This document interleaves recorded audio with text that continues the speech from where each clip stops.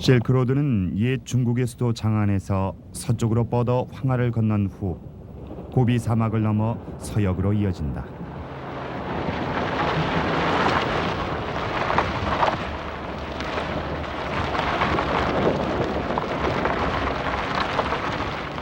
취재팀이 황하를 건너기 위해 옛 수도였던 서안을 출발한 건 9월 초였다.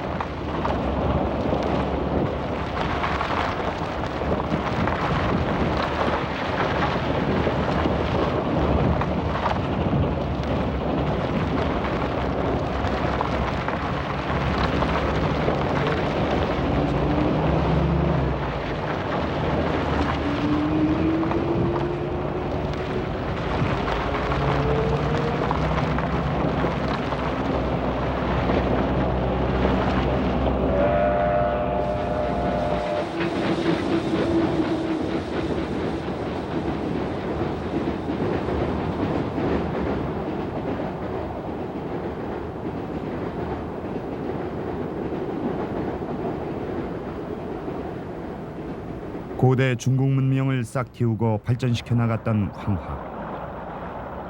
실크로드를 가는 사람은 어디에선가 반드시 황하를 건너게 돼 있다.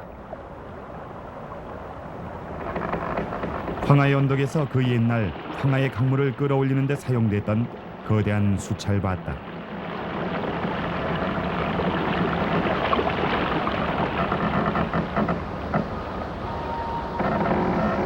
지름은 18m. 68개의 나무 물통이 달려 있어 논에 물을 대주고 있었다.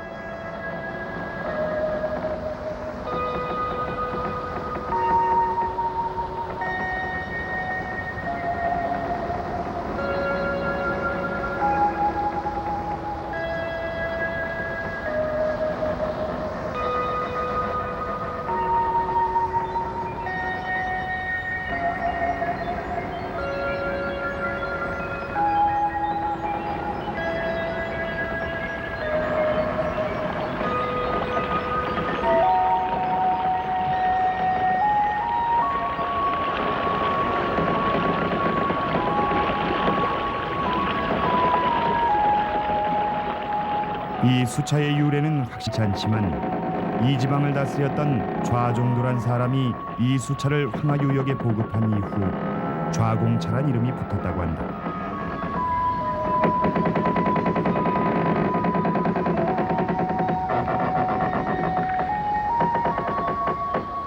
범나무라에서 피해를 주기도 하지만 물을 대주기도 하는 황하는 농민의 벗이요 적이었다.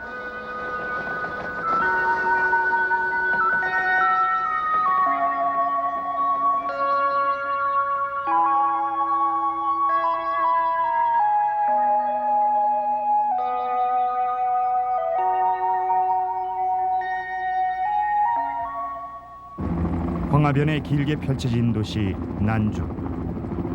예전엔 인구 7만의 작은 시골 마을이었다. 그러나 지금은 중요 공업 도시로 탈바꿈했다.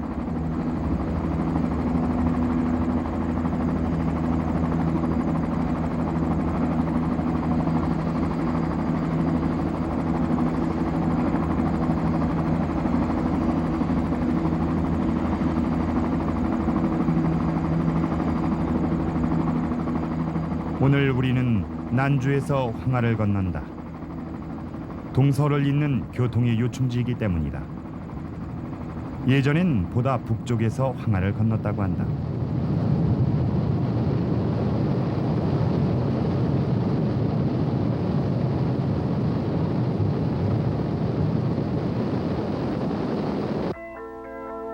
우리는 난주에서 양피화지라는 독특한 형태의 뗏목을 탔다. 염소 가죽으로 만들어 바람을 불어넣은 뗏목이다. 염소의 머리와 발을 잘라내어 가죽은 그대로 둔 채 살과 뼈를 발라낸 후 털을 깎아내 만든다는 뗏목. 가죽 몇 개를 이어주면 꽤 큰 뗏목이 된다고 한다.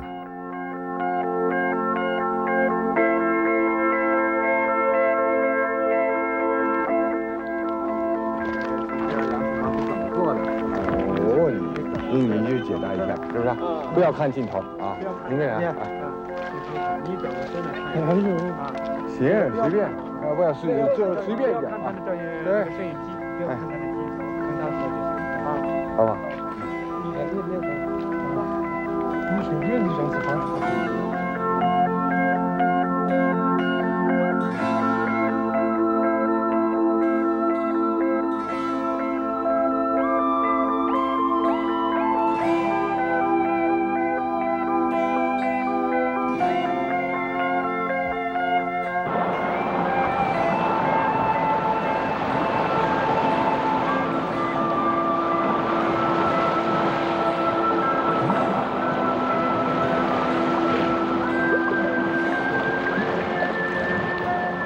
가죽을 수십 장 이어 만든 이 뗏목은 소나 말, 심지어 낙타까지도 실어 나른다.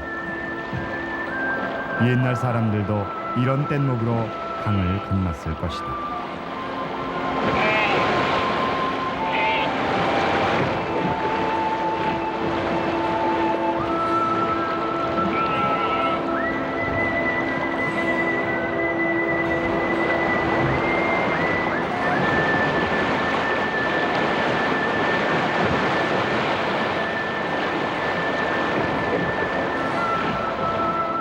이곳 뱃사공은 물의 흐름을 교묘히 이용했고 험한 물살도 잘 넘어 비스듬히 강을 건너갔다. 하지만 그 옛날 실크로드를 다니던 사람들은 어디에서 어떻게 황하를 건넜을까?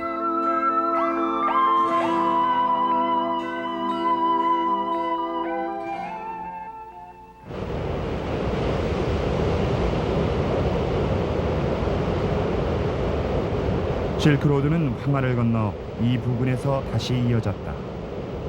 중국 최대의 수력발전소 유가협 댐이 있는 곳. 1958년부터 15년간의 대공사였다. 실크로드를 여행하던 사람들은 이 댐의 상류에서 황하를 건너곤 했다.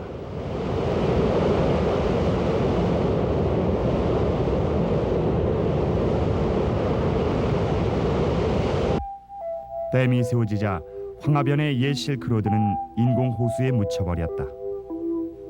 뱃길로 3시간, 옛 실크로드와 황하가 만나는 지점에 병령사가 있다.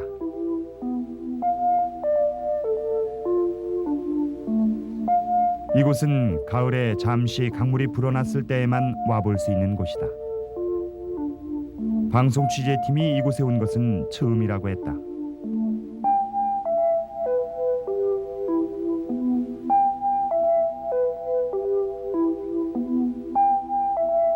병령사는 4, 5세기경 북이 시대에 건립됐으며 그 후 1000년간 황하 유역에서 전성기를 누렸다고 한다.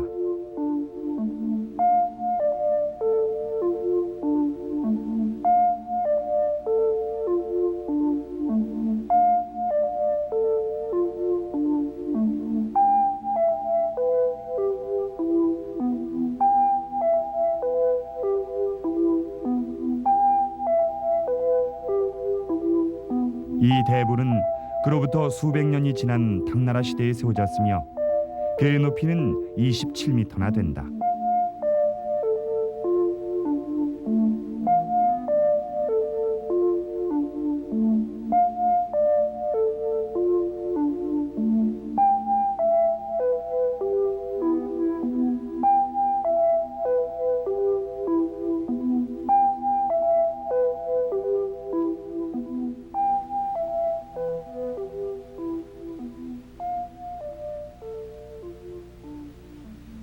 대불 둘레에는 암벽을 뚫은 석굴이 많은데 그 수는 무려 180여 개에 달한다.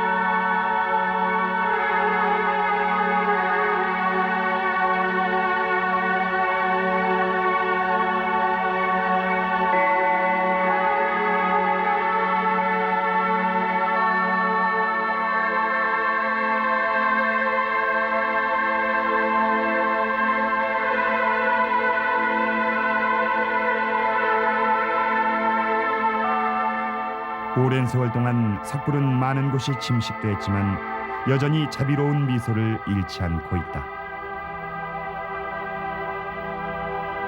아시아인이 대부분 그렇듯 섣불도 발을 포기한 자 있다. 인도를 떠난 불교는 비단길을 오는 동안 여러 민족의 생활과 풍습이 더해져 중국으로 들어왔다.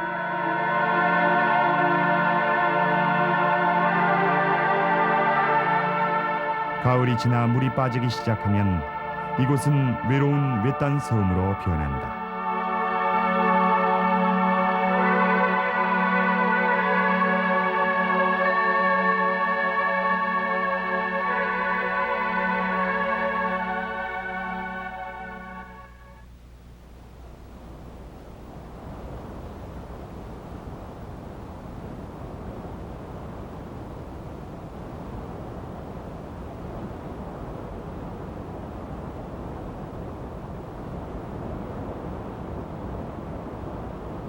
황하에서 서쪽으로 이어지는 기련 산맥과 고비 사막 사이에 낀 좁고 길다란 길. 이곳이 바로 하서회랑이다.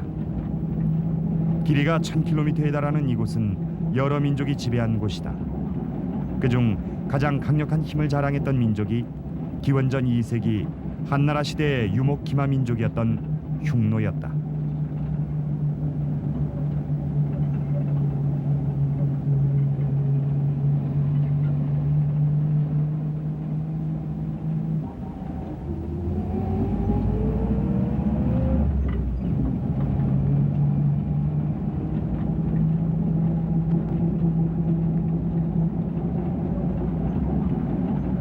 돌과 황량한 흙만이 한없이 뻗은 고비 사막.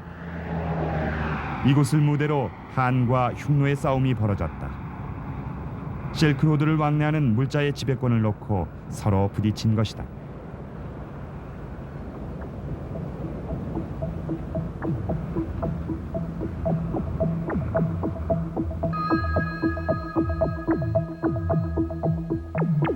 중국의 유명한 만리장성은 원래 흉노의 침공에 대항하기 위해 세워졌다. 한의 세력이 커지면서 만리장성도 서쪽으로 뻗어나갔다.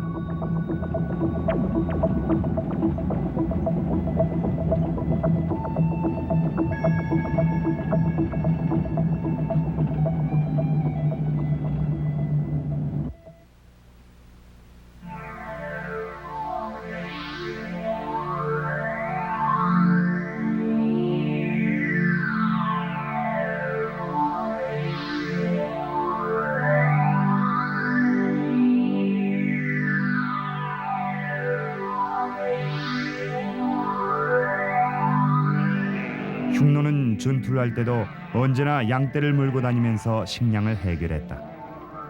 따라서 만리장성은 말이나 양이 뛰어넘지 못할 높이면 충분했다.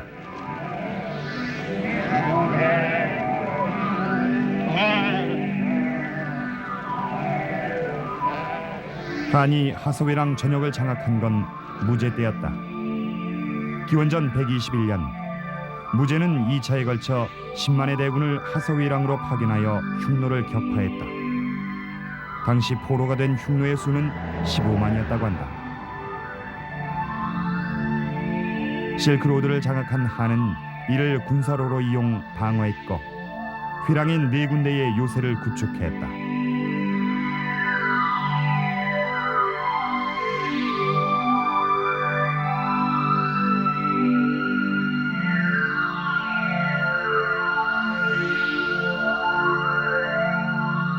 한무제가 흉노와의 싸움에서 고전했던 이유 중에 하나는 흉노가 우수한 군마를 가지고 있었기 때문이며 무제가 자신의 영토를 서쪽으로 넓히려 했던 이유도 바로 흉노가 이용하는 말, 천마를 확보하기 위해서였다.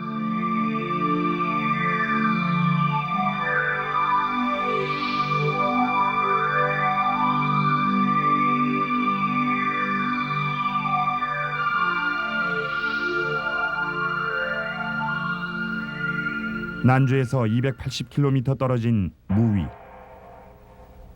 한이 하서회랑에 구축한 첫 요새가 바로 이곳이다.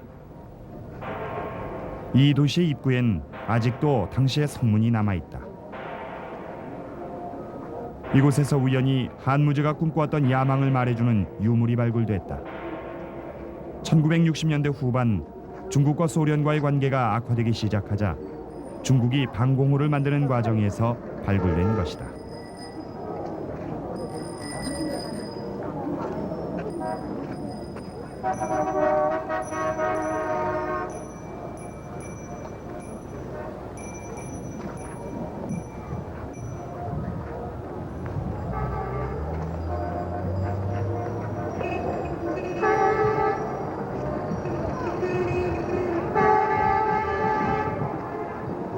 (1969년) 한 방공호가 2000년 전 한나라 시대의 한 장군의 묘와 마주쳤다.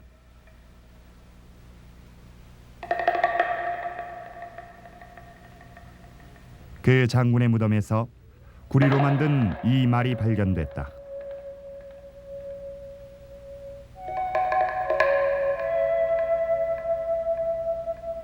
하늘을 향해 나는 듯한 발과 소리를 지르는 듯한 말의 표정.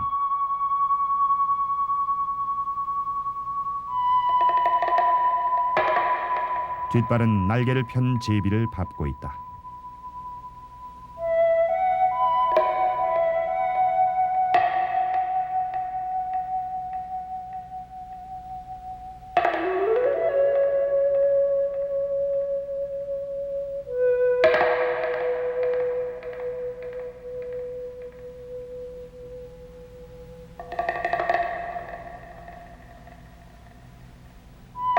하늘을 나는 제비보다 빨리 달리는 말. 당시 왕이 꿈꿔오고 욕심을 내던 바로 그런 종류의 말이었다.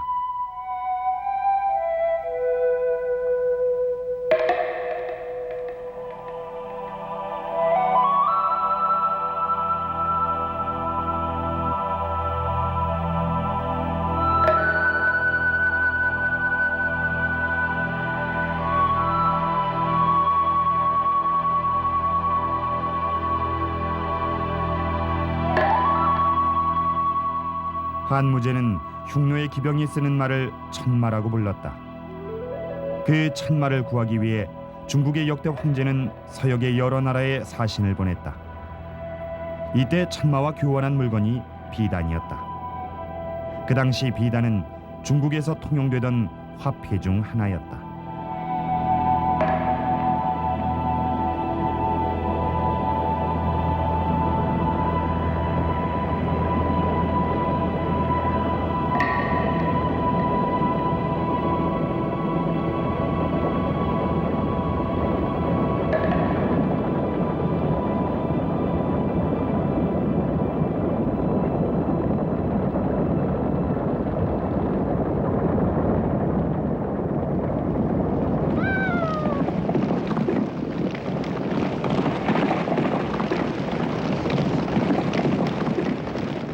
오늘날에도 중국군은 산단 목장에서 말을 공급받는다. 그 옛날 천마의 피를 이어받은 말들이 아직도 이곳에서 사육되고 있다. 기련산맥에 자리 잡은 산단 군마 목장. 6세기 수나라 시대에는 이곳에 군마 10만 필이 있었다고 한다.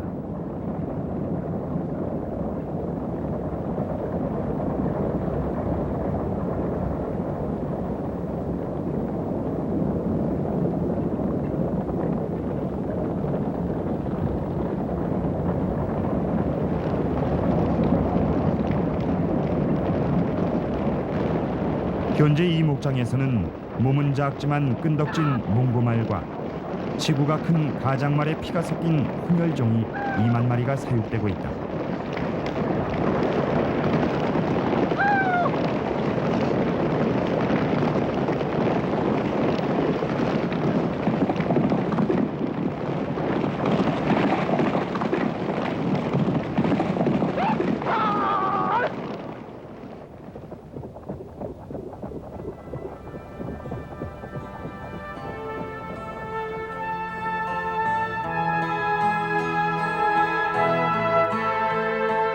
기련산에서 흘러내리는 물과 기름진 대초원은 유목민 흉노에겐 최적의 생활 토전이었다.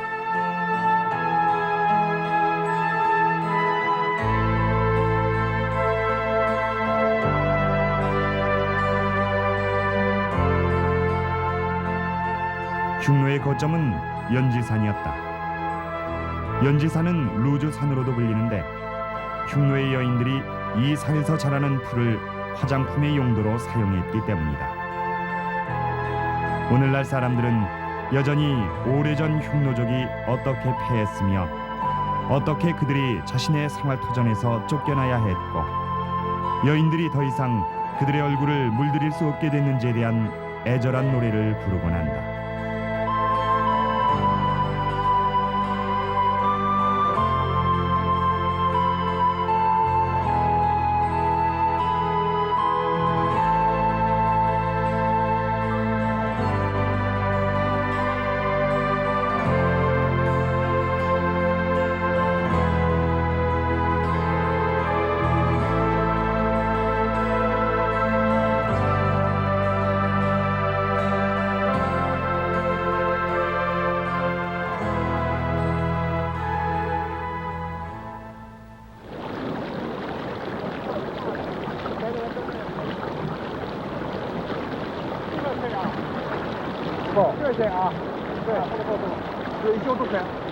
고비 사막을 지나는 강은 뒤엉킨 실타래 같은 협곡들을 지나면서 자주 흐름을 바꾼다.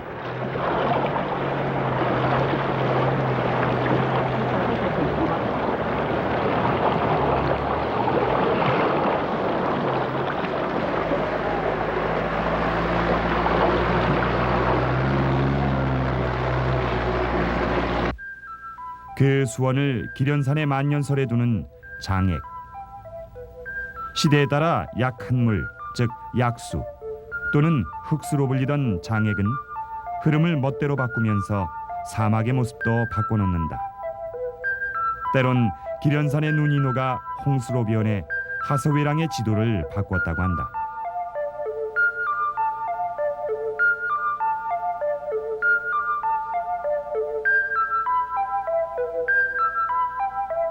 물의 흐름이 바뀜에 따라 여러 오아시스와 섬이 물로 인해 사라졌다. 장액천 옆에 있는 득고성은 2000년 전 한나라의 성터다.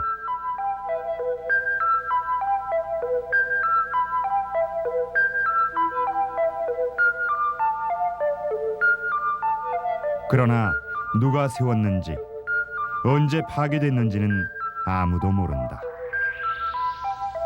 장액천의 홍수 때문에 무너졌다는 설도 있고 징기스칸의 정복 당시 파괴됐다는 말도 있다.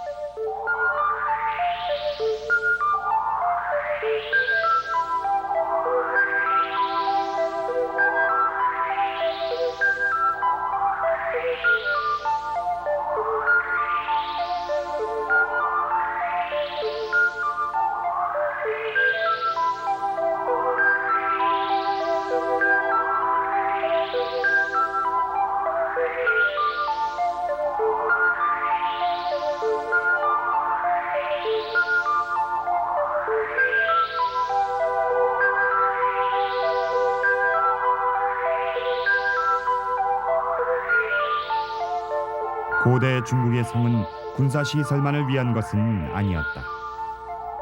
성곽으로 둘러싸인 유럽의 도시처럼 도시를 보호하기 위한 것으로 병사, 상인, 장인들이 모두 성 안에서 살았다.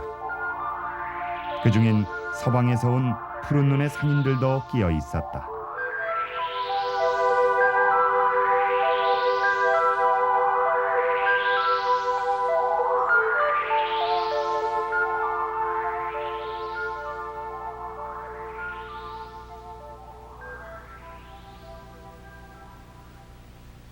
이곳 들엔 깨진 기와와 수많은 도자기 조각이 흩어져 있다.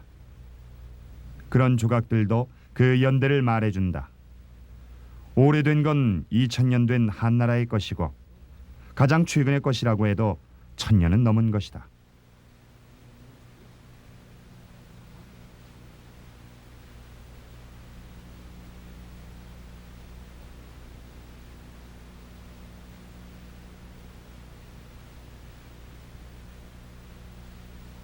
까마득한 옛사람들의 생활 흔적이 발밑에 흩어져 있다. 좀 더 깊이 파내려가면 수많은 보물과 유적이 나올 것이라는 이 성터. 그러나 아직까지 본격적으로 발굴 조사를 한 적은 없다.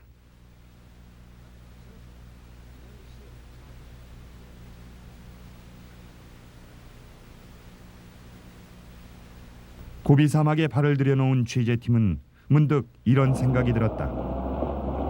이 사막 저 멀리 과연 사람이 사는 도시가 나타날 것인가? 그 옛날 낙타의 행렬은 아침에 한 오아시스를 떠나면 반나절이 지나야 다음 오아시스에 도착했다고 한다. 하루의 여정은 약 40km. 그러니 오아시스는 평균 20km마다 한 군데씩 있었을 것이다.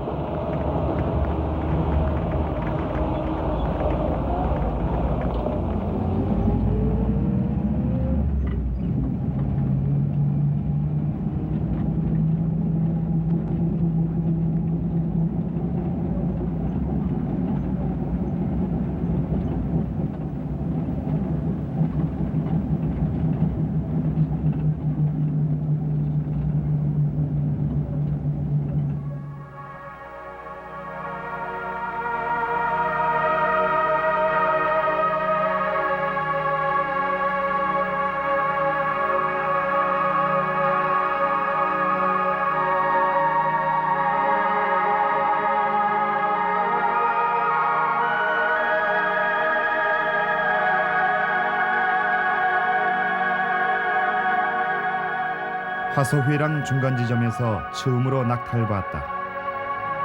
이곳으로부터 서쪽 지방으론 낙타가 농촌 생활에 반드시 필요한 존재다.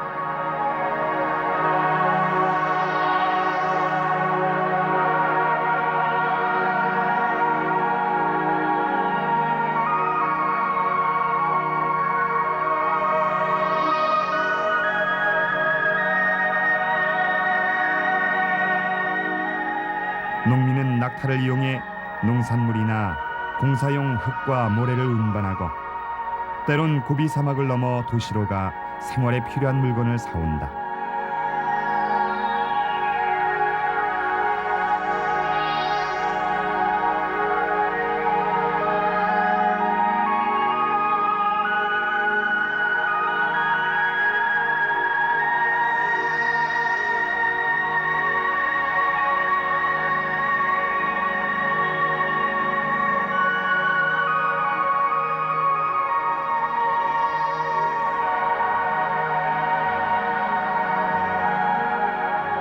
한낮의 오아시스는 어른들이 모두 낮잠을 자는 시간이다. 그래서인지 어린아이들의 목소리만이 들려온다.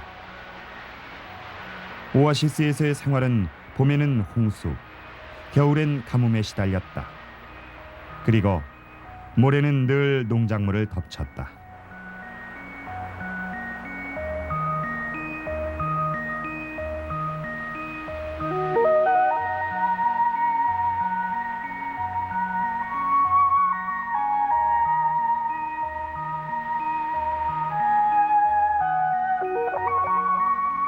양배추밭에서 만난 한 청년은 이렇게 말해준다. 그런 자연과 오랫동안 싸워왔기에 오늘이 있는 것입니다.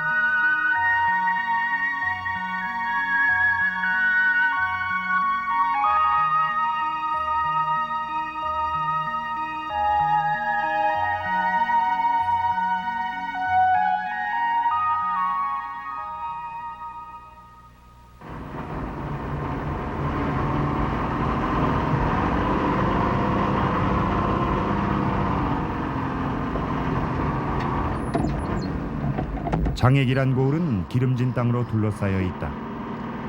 하서휘랑에서는 가장 큰 오아시스 마을이다. 옛날 이곳엔 한나라의 네 요새 중 두 번째로 큰 요새가 있었다. 또한 이곳에서는 동서 물자 교류가 활발히 이루어졌다. 중국의 역대 왕조에서는 관리를 이곳에 보내 시장을 관리시키고 서방의 상인들을 이곳으로 모았다. 7세기 수나라 시대에는 27개국의 상인들을 이곳으로 초대했다는 기록이 남아있다. 오늘날의 국제무역회의에 해당하는 모임이 열렸던 것이다.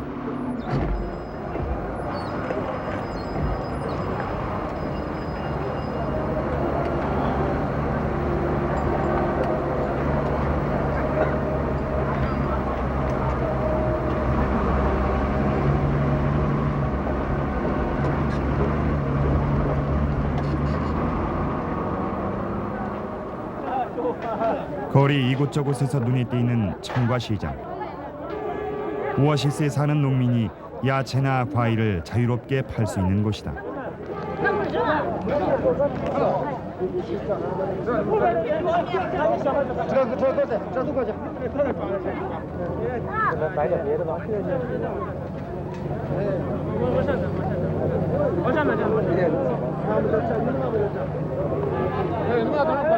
다른 많은 나라처럼 사람들은 한낮엔 휴식을 취한다.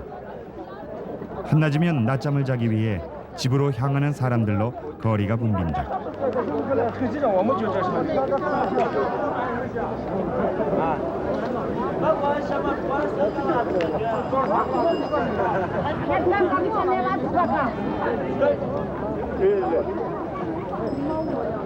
고추와 토마토는 서방의 상인들이 들여온 것이다.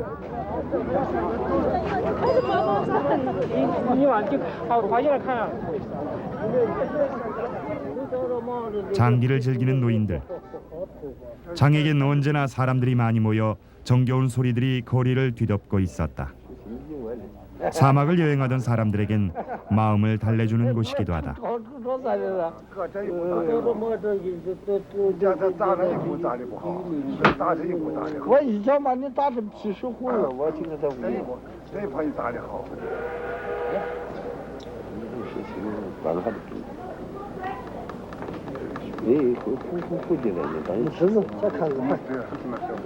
(13세기) 후반 원나라 시대에 이 오아시스의 마을에서 1년간 머문 이탈리아인이 있었다. 그가 바로 마르코 폴로다.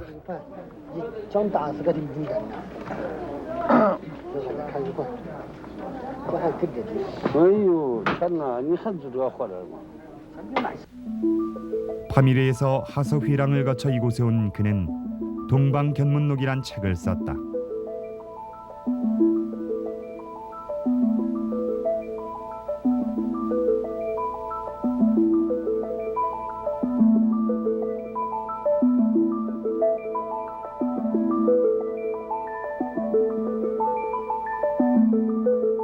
그 책에 이런 내용이 있다. 장액은 크고 훌륭한 고을이다. 주민은 불교도 외에 이슬람교도 크리스트교도도 있다.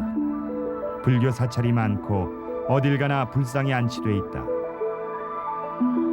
불상 중엔 아주 큰 것도 있고 금으로 도금한 것도 있으며 쇠금술은 뛰어난 편이다.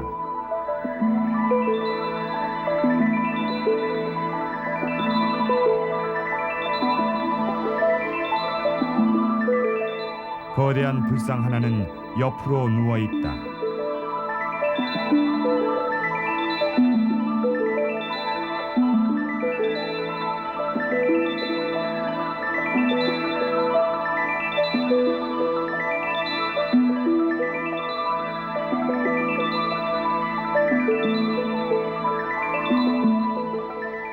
그 둘레에는 큰 불상을 받드는 작은 불상이 여럿 있다.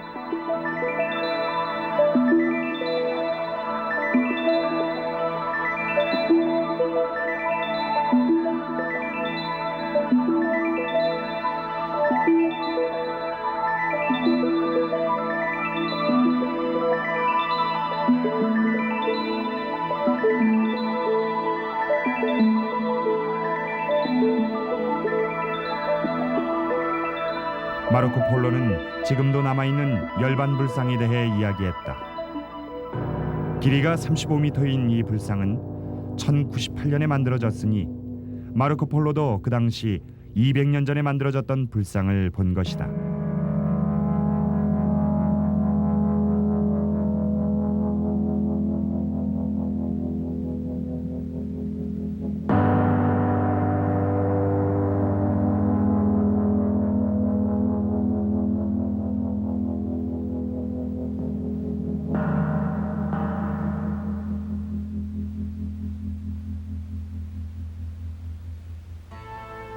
하서 휘랑은 한나라 사람들이 개척했다지만 그들 역시 사실은 그 넓은 휘랑 중 요새와 중요 거점만을 지배한 것이었다. 한나라 시대 이후 여러 종족이 이곳에서 싸움을 되풀이했다.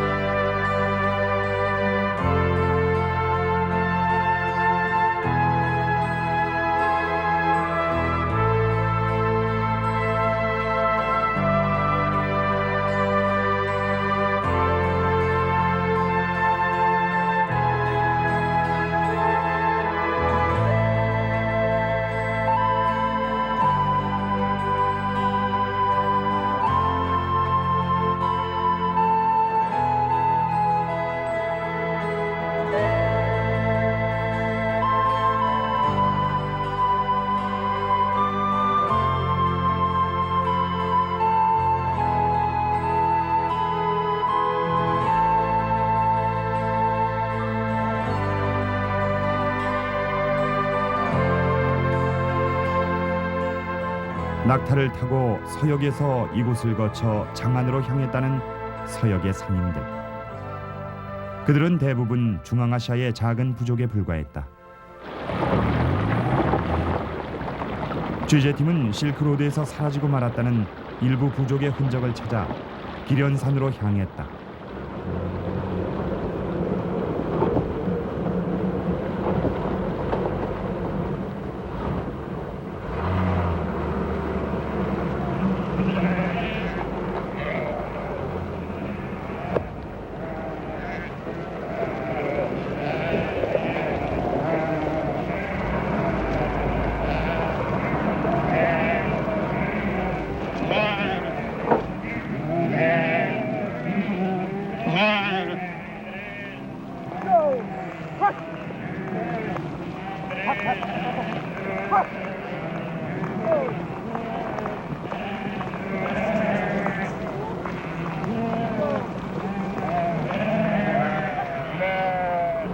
실크로드를 약 200km 벗어난 살록엔 유고족, 쾌족, 티베족, 만주족 등 아직도 수많은 유목 부족들이 살고 있다.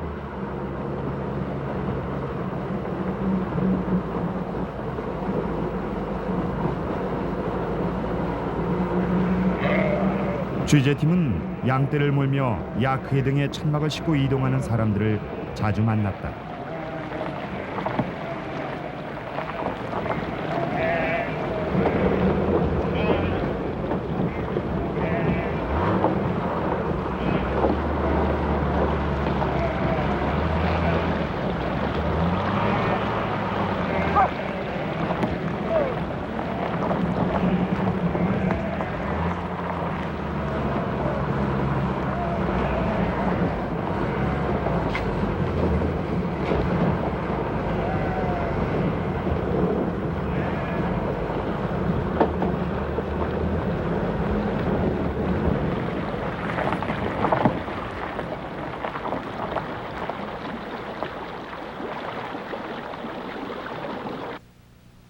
지금은 소수 부족에 대한 보호 정책의 일환으로 여러 곳에 자치현이 설치돼 있다. 취재팀은 그중 해발 3,000m에 위치한 숭남 유고족 자치현을 찾았다.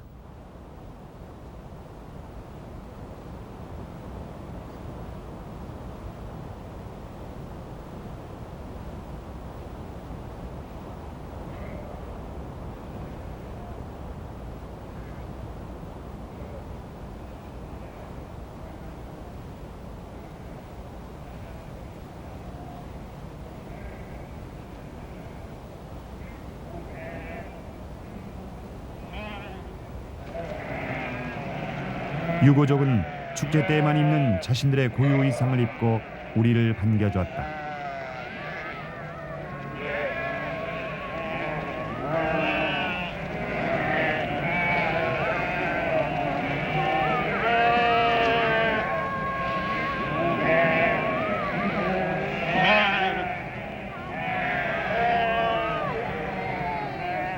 유고족은 자신을 위글이라 부르는데 살림이 넉넉하고 단단하다는 뜻이다. 그렇게 되길 원하면서 부른다고 한다.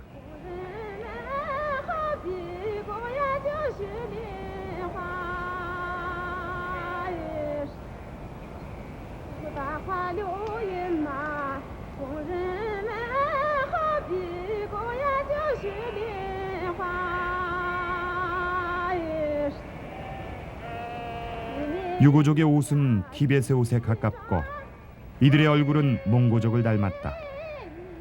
또 언어는 위글어에 가깝고 티베딘처럼 라마교를 신봉한다. 그러나 이 부족이 실크로드를 누빈 어느 민족의 후예인지에 대한 기록은 남아있지 않다.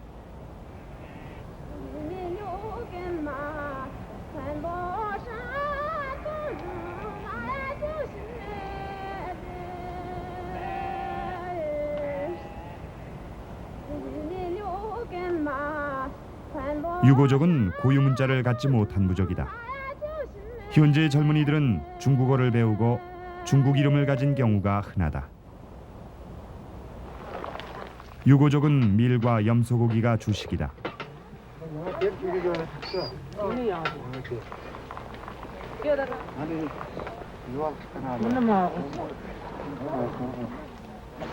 이것은 야크의 저제 차에 잎을 넣은 것으로 유일한 비타민 C의 섭취원이다.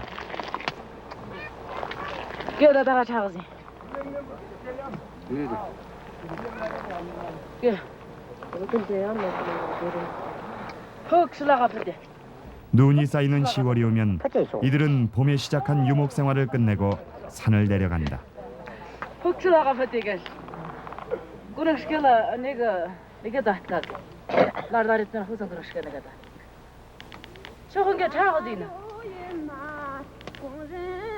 장장 5,000km를 이어온 만리장성은 그 서쪽 끝에 큼직한 성을 쌓고 끝을 맺었다.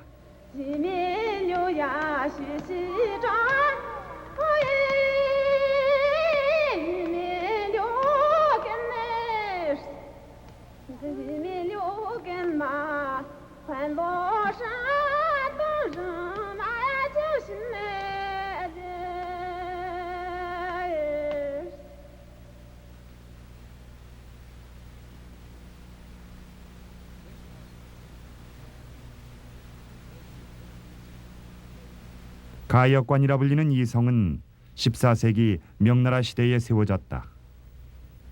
약 300명의 중국군 1계대대 병력이 이곳을 지키고 있었다. 성벽으로 통하는 이 길은 말 한 마리가 겨우 지나갈 수 있을 정도로만 만들어졌다. 적의 공격이 있을 때 말을 타고 주위를 경계하던 이 길을 통해 단숨에 성으로 들어갔다.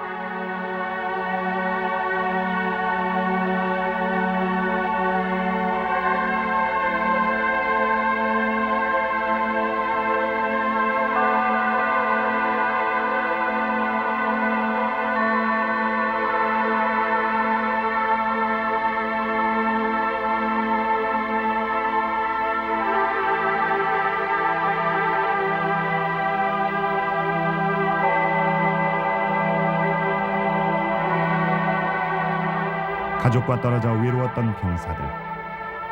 그들은 싸움터에서 다시 성으로 돌아올 때 성벽에 돌을 던졌다고 한다. 성벽에 부딪힌 돌소리가 메아리져 돌아오면 성이 비어있음을 알고 안심하고 들어갔다고 한다.